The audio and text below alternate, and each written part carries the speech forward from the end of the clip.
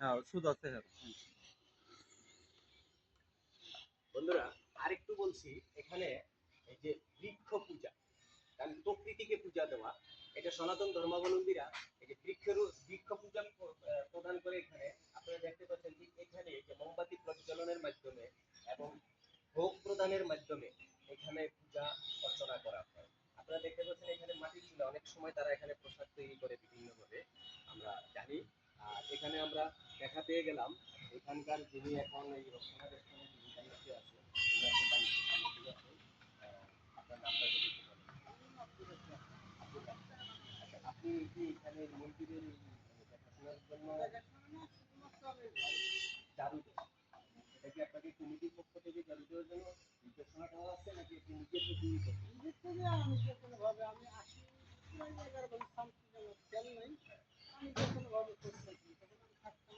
আপনার বাড়ি কোথায়? আমার কুষ্টিয়ার কোন সাথে? আপনাকে এইভাবে কোনো নিয়োগ দেওয়া হয় না কমিটির পক্ষ থেকে? না, আমি নিয়োগ না, আমি একটা টাকা কারোর কাছ থেকে নিলে যেভাবে আমি খবর পাওয়ার পরে মা আমার বলছিল এখানে আসতে আইছি।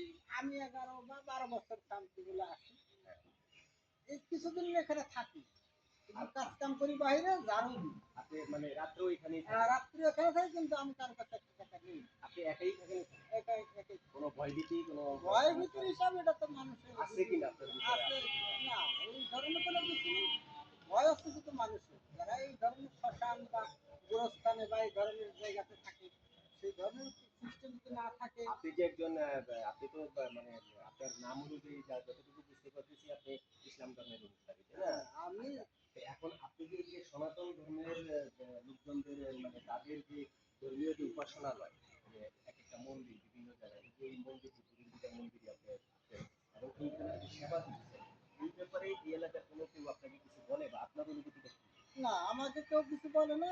আমি যেমন ধরেন বলি, হিন্দু, মুসলিম, বৌদ্ধ, খ্রিস্টান, জৈন, যদি আমাকে কোনো সময় ডাকে বা কোনো জায়গা থেকে কোনো ইনফরমেশন পাই, তাহলে যাই, যেমন মাজারে যাই, শাহজালাল শাহ আলী বাবা আছে, সারফুদ্দিন আছে, বিভিন্ন মাজারে অনেক সময় যদি ডাকে তাই যাই।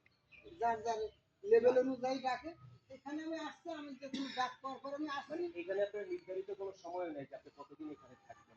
না না, আমি মানে এই মুহূর্তেও যেতে পারি, যদি আমার অর্ডার আছে আমি এখন অর্ডারটা কে দিবে? ওই দিবস যিনি আনছে, আমার মাই আনছে, সেই করবে যে আমি জানি না। মা বলতে একটু ক্লিয়ার করতে চাইতেছি।